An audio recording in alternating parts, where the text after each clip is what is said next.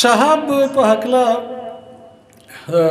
صابر صاحب حمایت الله صابر په نظم کې ویل چې شهاب عزیز په دریو برخو تقسیم دی، هم شهاب دی، هم عزیز دی، هم ارمان دی.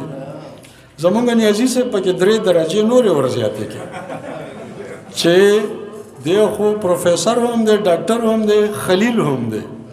نو دغه 3 وړه درجې هم صحیح دي. زما خیال دی چې یو 3 درجې پکې ځان ورزیاتول غواړم. زه هم دا ویل غواړم چې شهاب یو تاثیر لرونکی کلمکار هم دی، اثرناک ویناوال ویاند ویونکی هم دی، مکرر هم دی، او ورسره یو ډیر خوږ انسان هم دی.